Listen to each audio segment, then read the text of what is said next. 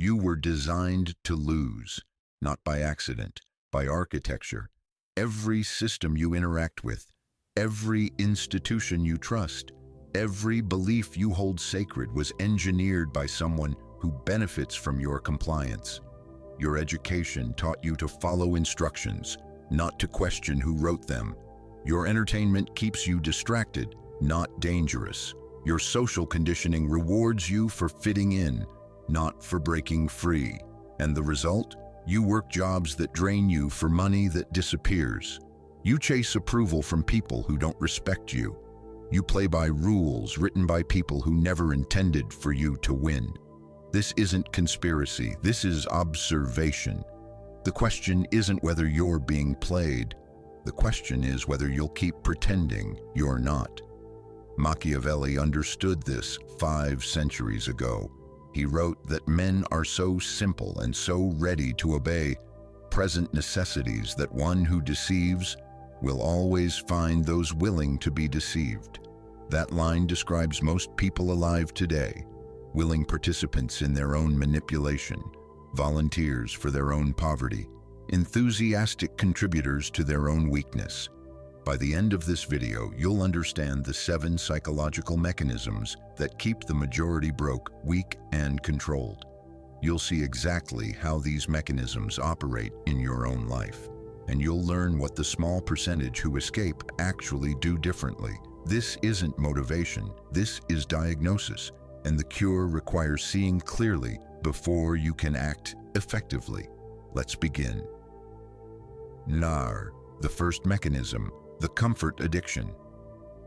The first reason most people stay broke, weak, and manipulated is deceptively simple. They're addicted to comfort, not physical comfort necessarily, psychological comfort, the comfort of not being challenged, the comfort of not facing hard truths, the comfort of believing that if they just keep doing what they're doing, things will eventually work out. This addiction is the foundation of all the others, because comfort is the enemy of growth, and growth is the only path out of weakness. Watch how this operates. A man stays in a job he hates because leaving feels uncomfortable.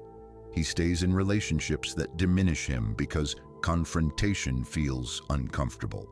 He avoids hard conversations, difficult decisions, and necessary risks because all of them threaten his psychological equilibrium. And what does he get in exchange for this comfort? A slow, quiet death of his potential, a gradual erosion of his power, a lifetime of wondering what might have been if he'd been willing to be uncomfortable. Machiavelli observed that men in general judge more from appearances than from reality. The appearance of stability is comfortable. The reality of growth is not. Most people choose the appearance and sacrifice the reality. The wealthy and powerful are not immune to the desire for comfort, but they've learned something crucial. Discomfort in the short term creates comfort in the long term. The pain of discipline weighs ounces. The pain of regret weighs tons. They work out when they don't feel like it. They have difficult conversations when they'd rather avoid them. They take risks when staying safe would be easier. They sacrifice present comfort for future power. The broke and weak do the opposite. They optimize for today's feelings at the expense of tomorrow's freedom. They choose the easy path so consistently that eventually easy becomes impossible. Here's the psychological mechanism at work. The brain is designed to conserve energy. Comfort signals safety. Discomfort signals threat. So the brain naturally steers toward comfort and away from discomfort. This was useful when survival was uncertain. It's catastrophic when growth requires deliberately seeking challenge. Every time you choose comfort over growth, you strengthen the neural pathways that keep you weak. Every time you choose discomfort for a purpose, you rewire yourself for power. The first step out of weakness is recognizing that comfort is not your friend. It's your captor, and escape requires embracing the very thing your instincts tell you to avoid. The second mechanism, The reactive mind. The second mechanism that keeps people broke, weak, and manipulated is operating in reaction mode rather than strategic mode. Most people spend their lives responding. Something happens, they react. Someone says something, they respond. An opportunity appears. They evaluate it based on how they feel in the moment. This is how prey animals operate. Alert to threats, responsive to stimuli, living moment to moment with no overarching strategy. And it's how most humans operate too, which is why most humans remain prey. The wealthy and powerful operate differently. They don't react. They anticipate, they don't respond to circumstances. They create circumstances. They don't evaluate opportunities based on feelings. They evaluate them based on strategy. Machiavelli wrote extensively about this difference. He observed that fortune favors those who impose their will on events rather than being swept along by them. The reactive mind waits to see what happens. The strategic mind decides what will happen and then makes it so. Watch how this plays out in money. The reactive person sees their paycheck, pays their bills, and spends what's left. They're responding to money as it arrives. The strategic person decides first what they will save and invest, then arranges their life around that decision. They're not responding to money, they're directing it. Watch how this plays out in relationships. The reactive person responds to however people treat them. If someone is kind, they're kind back. If someone is hostile, they're hostile back. They're mirrors, not actors. The strategic person decides how they will be treated and creates conditions that produce that treatment. They set boundaries, establish expectations, and remove people who don't meet them. Watch how this plays out in career. The reactive person takes whatever opportunities their employer offers. They wait for promotions, hope for raises, and accept whatever conditions are presented. The strategic person decides what they want and engineers situations to get it. They create leverage, develop options, and never depend on a single source. The reactive mind is always behind. By the time you're reacting to something, the strategic players have already anticipated it and positioned themselves to benefit from it. You're playing catch-up in a game where they set the pace. Here's why this mechanism is so hard to escape. Reaction feels natural because it is natural. It's the default mode of the brain. Strategy requires effort. It requires stepping back from immediate stimuli and thinking about larger patterns. It requires impulse control and delayed gratification. Most people never develop this capacity because no one teaches it to them. Schools teach reaction. Follow instructions, answer when called on, respond to what's presented. This training produces good employees and compliant citizens. It does not produce powerful, independent actors. Breaking free requires recognizing that your natural mode of operation is designed to keep you controllable. Reaction is a leash. Strategy is freedom. The third mechanism, emotional transparency. The third mechanism keeping people weak is one of the most damaging, emotional transparency. Most people broadcast their internal states like radio towers. Their faces show what they feel. Their words reveal what they think. Their reactions expose what bothers them. They walk through life with their psychological defenses down, wondering why people keep exploiting them. Machiavelli understood that emotional transparency is an invitation to manipulation. He wrote that everyone sees what you appear to be, few experience what you really are. The implication is clear. Control what you appear to be. Never let them see the full truth. This isn't about being fake, it's about being strategic. There's a difference between authenticity and vulnerability. Authenticity means acting according to your values. Vulnerability means exposing your weaknesses to people who might exploit them.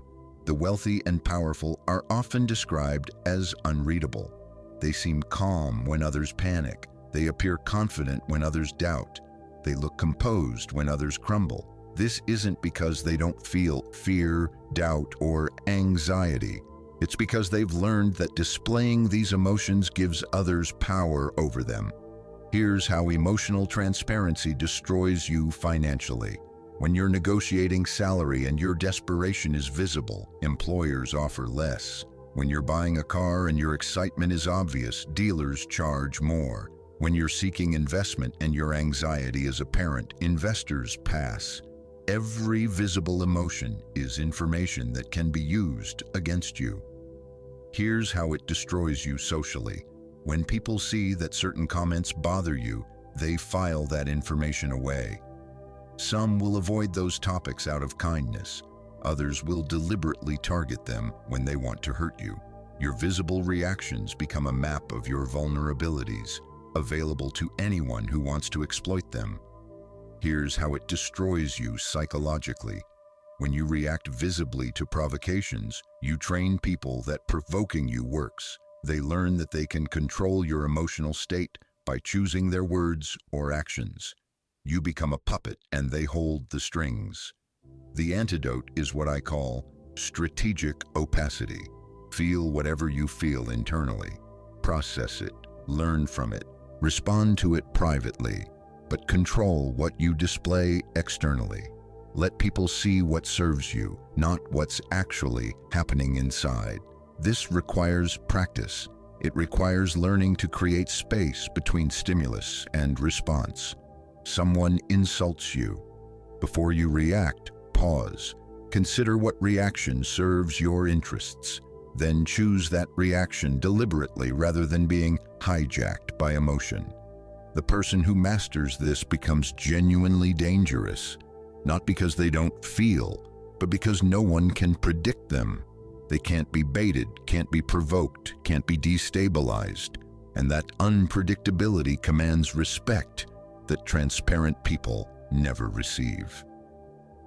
Re-engagement, the manipulation economy. Let me tell you something that most people don't want to accept. You are a product. Your attention is harvested. Your emotions are engineered. Your desires are manufactured. And the people who profit from this are very, very good at what they do. Every piece of content you consume is designed to trigger emotional responses that benefit the creator. Outrage keeps you engaged. Fear keeps you watching. Desire keeps you buying. Hope keeps you clicking. None of this is accidental. Billions of dollars and the best psychological minds on the planet are devoted to understanding exactly which buttons to push to produce exactly which behaviors. Social media algorithms are optimized for engagement, not well-being. They show you content that provokes strong emotions because strong emotions mean more time on platform. They create filter bubbles that confirm your existing beliefs because confirmation feels good and feeling good means return visits. They manufacture outrage because outrage spreads faster than nuance. Advertising is no longer about informing you about products. It's about creating insecurities you didn't have and then selling you solutions to those manufactured problems. You weren't worried about your skin until the ad made you worried. You didn't feel inadequate until the commercial showed you what adequate looks like. You didn't need the product until the marketing created the need. News media discovered long ago that fear and conflict attract attention better than calm analysis, so they emphasize danger, amplify division, and present the world as more threatening than it actually is. Not because they're evil, but because that's what the economics of attention reward. The result is that most people walk through life in a state of constant emotional manipulation. Their fears, desires, insecurities, and hopes are being deliberately triggered by systems designed to extract value from them, and they have no idea it's happening. This is why broke people stay broke. They consume without questioning. They react without analyzing. They spend money, time, and attention on things designed to separate them from money, time, and attention. The wealthy understand this economy. They don't consume passively.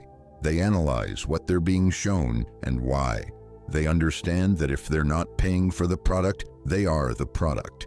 They invest in things that create value rather than consuming things that extract value. Breaking free from the manipulation economy requires becoming conscious of it. Every time you feel a strong emotion in response to content, ask yourself, who benefits from me feeling this way? Every time you feel the urge to buy something, ask yourself, was this desire manufactured? Every time you feel outraged or afraid, ask yourself, is this genuine or engineered? This isn't about becoming paranoid, it's about becoming aware. The manipulation economy only works on people who don't know it exists. The fourth mechanism, permission seeking. The fourth mechanism, keeping people weak, is the deep-seated belief that they need permission to act. Watch how most people operate. They want to start a business, but they wait for validation that it's a good idea. They want to change careers, but they seek approval from family and friends first. They want to speak their mind, but they check to see if their opinion is acceptable before voicing it. This permission-seeking behavior is trained into people from childhood. Ask before you take. Raise your hand before you speak. Wait to be called on. Follow the rules. Don't act without authorization. The result is adults who unconsciously believe they need external approval before they can pursue what they want. They don't realize they're doing it. It just feels natural to seek input, to check with others, to wait for some signal that it's okay to proceed. But here's what permission seeking actually means. It means giving other people veto power over your life. Every time you seek permission, you're implicitly accepting that someone else has the authority to grant or deny it. You're subordinating yourself to their judgment. The wealthy and powerful don't seek permission, they inform. Sometimes they don't even do that. They decide what they want, determine the best path to get it, and act. If people object, they handle the objections, but they don't preemptively seek approval that might never come. Machiavelli was explicit about this. He wrote that it is better to be impetuous than cautious, because fortune is like a woman, and if you want to master her, you must strike and beat her. The language is outdated, but the insight is timeless. Those who wait for permission lose to those who take action. Permission seeking keeps you broke because opportunities don't wait. While you're consulting others about whether to act, someone who doesn't need permission has already acted. The first mover gets the advantage, the permission seeker gets what's left. Permission seeking keeps you weak because it trains you to value others' opinions more than your own judgment. Every time you seek and receive permission, you reinforce the belief that you can't trust yourself. Over time, you lose the ability to make decisions independently. Permission seeking keeps you manipulated because it hands control to whoever you're seeking permission from. They learn that you won't act without their approval, which means they can control your actions by controlling that approval. Breaking free requires retraining yourself. Start making small decisions without input. Act first, inform later. Practice tolerating the discomfort of others' disapproval. Learn that you can survive, even thrive, without universal permission.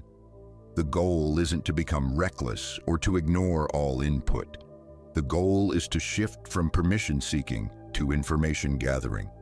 You can still consult others, learn from their experience, consider their perspectives, but the final decision authority rests with you, not them. The fifth mechanism, short-term optimization. The fifth mechanism destroying people's potential is optimizing for the short term at the expense of the long term. This shows up everywhere. Spending money that should be invested, eating food that tastes good now but destroys health later, staying in dead-end situations because leaving is painful in the moment, avoiding difficult conversations because they're uncomfortable today, even though avoiding them creates bigger problems tomorrow. The psychology here is simple. The brain weighs present pain more heavily than future pain. A dollar today feels more valuable than a dollar next year. Pleasure now feels more real than pleasure later. This is called temporal discounting, and it's one of the primary reasons people stay stuck. The wealthy think in decades. They sacrifice present consumption for future wealth. They endure present discomfort for future power. They plant trees they'll never sit under because they understand that long-term thinking is the only path to long-term success. The broke think in days, maybe weeks. They live paycheck to paycheck, not just financially, but psychologically. Every decision is evaluated based on immediate impact. Will this feel good now? Will this solve today's problem? Will this make the next hour easier? This creates a devastating compound effect. Every short-term decision that sacrifices future benefit accumulates. 10 years of small compromises become a life of massive constraints. The person who always chose comfort has no capabilities. The person who always chose easy has no accomplishments. The person who always chose now has no future. Machiavelli observed this pattern in rulers who prioritized present pleasure over future security. He noted that such rulers inevitably fell when circumstances turned against them because they had built nothing that could withstand pressure. Here's the mechanism in action with money. Two people earn the same income. One spends everything, enjoying the present fully. The other invests consistently, sacrificing present consumption. After 20 years, the spender has nothing. The investor has freedom, same starting point. Different time orientation, radically different outcomes. Here's the mechanism in action with skills. Two people start learning something new. One practices when it's convenient, skipping sessions when they don't feel like it. The other practices consistently, showing up even when motivation is low. After a year, the first has dabbled. The second has competence. Same opportunity, different time orientation, radically different outcomes. Breaking free from short-term optimization requires changing how you evaluate decisions. Before acting, ask yourself, how will this look in 10 years? Will I be glad I did this? Will this move me toward or away from what I actually want? This doesn't mean never. Enjoying the present. It means understanding the trade-offs clearly and choosing consciously rather than defaulting to immediate gratification. The sixth mechanism, identity attachment. The sixth mechanism keeping people trapped is one of the most insidious, attachment to a fixed identity. Most people define themselves by their past. I'm the kind of person who isn't good with money. I'm not the entrepreneurial type. I've never been good at relationships. I'm just not a confident person.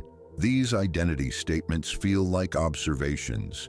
They feel like honest self-assessment, but they're actually prisons. Every time you say, I am, followed by a limitation, you're reinforcing the neural pathways that make that limitation real. The psychology is called identity-based behavior. Once you define yourself as a certain type of person, you unconsciously filter the world to confirm that definition. You notice evidence that supports your identity and dismiss evidence that contradicts it. You take actions consistent with who you believe you are and avoid actions that would require you to be different. This creates a closed loop. Your identity shapes your actions.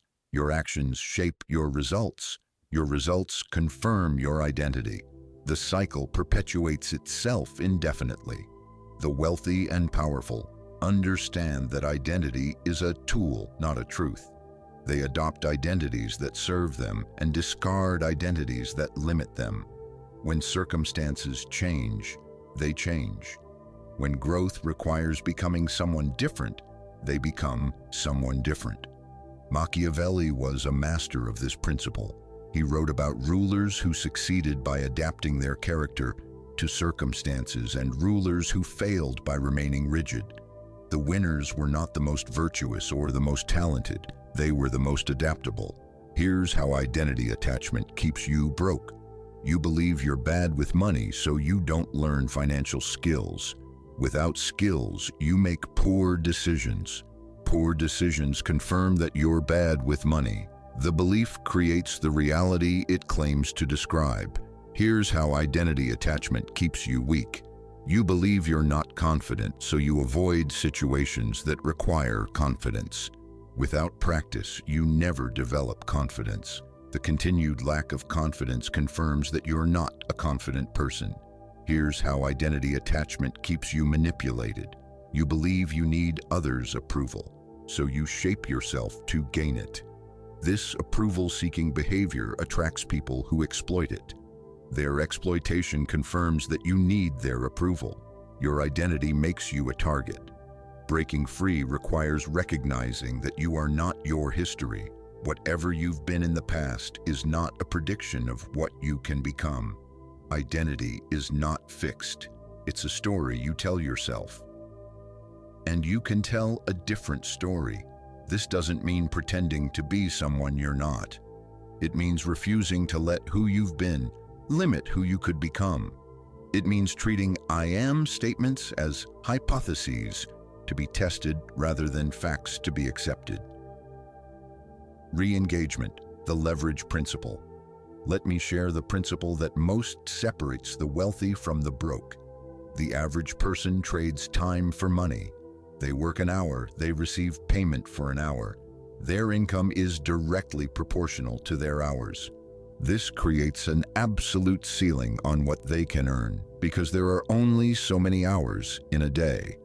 The wealthy trade leverage for money. They invest once and receive returns indefinitely. They build once and sell repeatedly. They create systems that work while they sleep. Their income is proportional to their leverage, not their hours. This is not just a financial principle, it's a life principle. The average person builds skills that are valuable only when actively applied. They can only use their talents when they're present. The wealthy build systems that capture and deploy their skills without their presence. Their talents work for them even when they're elsewhere. The average person maintains relationships individually. They invest time in each connection separately. The wealthy build networks where relationships reinforce each other, where connections create connections, where their social capital compounds without constant maintenance. The average person solves problems once. The same problem tomorrow requires the same effort. The wealthy create solutions that solve categories of problems indefinitely. They invest in permanent fixes rather than temporary patches. Leverage is the multiplication of effort. Every hour the average person works produces 1 hour of results. Every hour the wealthy person works produces 10 hours or 100 hours or 1,000 hours of results through leverage. Machiavelli understood this in political terms. He wrote about rulers who built institutions that perpetuated their power versus rulers who relied on personal force alone. The institution builders created leverage. When they slept, their systems worked. When they died, their structures endured. The personal force rulers exhausted themselves maintaining control and collapsed the moment they weakened. The practical application is this. Every time you're about to invest effort, ask yourself, is this leveraged or unleveraged? Am I building something that will continue to produce value, or am I just getting a single result from a single effort? Building leverage is uncomfortable because the returns are delayed. Unleveraged effort pays immediately but disappears immediately. Leveraged effort takes longer to pay, but pays forever. This is another manifestation of the short-term versus long-term mechanism. The broke choose immediate unleveraged returns. The wealthy choose delayed leveraged returns. Leverage is why the rich keep getting richer. Once you have it, it compounds. Those without it remain stuck in linear growth, while those with it experience exponential growth. The gap widens not because of unfairness, but because of fundamentally different approaches to effort. The seventh mechanism, Learned helplessness. The final mechanism is the most devastating. Learned helplessness. Learned helplessness is a psychological state that develops when people experience repeated failures or uncontrollable situations. They learn that their actions don't produce results, so they stop acting. Even when circumstances change and action would work, they remain passive because they've been trained to believe that effort is pointless. This explains why people stay in bad situations. They tried to change things once. It didn't work. They tried again. Still didn't work. Eventually, they concluded that trying is useless. Now, even when the way out is clear, they don't take it because they've learned that action leads nowhere. The systems people live within often produce learned helplessness deliberately. Schools punish initiative and reward compliance. Jobs offer little connection between effort and reward. Bureaucracies make change difficult. Repeated exposure to these systems teaches people that they have no power. Machiavelli witnessed this in populations that had been conquered and controlled for generations. He noted that such people, even when given freedom, often returned to servitude because they had forgotten how to be free. They had learned helplessness so thoroughly that independence felt impossible. Here's how learned helplessness keeps you broke. You tried to improve your finances once. Maybe you failed. Maybe circumstances were against you. Now you believe that financial improvement is impossible for someone like you, so you don't try, and not trying guarantees failure. Here's how learned helplessness keeps you weak. You tried to stand up for yourself once. It went badly. You tried again, same result. Now you believe that assertiveness leads to punishment, so you stay small. And staying small invites continued exploitation. Here's how learned helplessness keeps you manipulated. You tried to see through manipulation once. You were wrong, or the manipulator punished you for resisting. Now you believe you can't trust your own perception, so you accept what others tell you, and that acceptance makes you permanently controllable. Breaking free from learned helplessness requires understanding that past failure does not predict future failure. Circumstances change. You change. What didn't work before might work now. The only way to know is to try. This is perhaps the hardest mechanism to escape because it requires acting against deeply trained instincts. Your brain genuinely believes that action is pointless. You have to override that belief with deliberate, conscious effort. You have to prove to yourself through repeated action that your efforts can produce results. Start small. Choose one area where you've stopped trying. Take one action. See what happens. If it fails, take another action. Keep going until you break the pattern.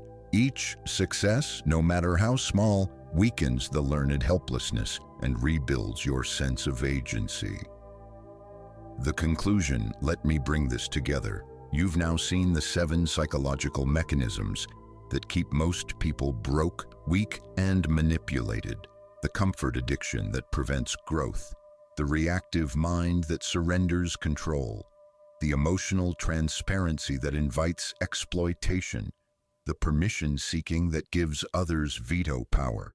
The short-term optimization that sacrifices future for present. The identity attachment that makes limitations permanent.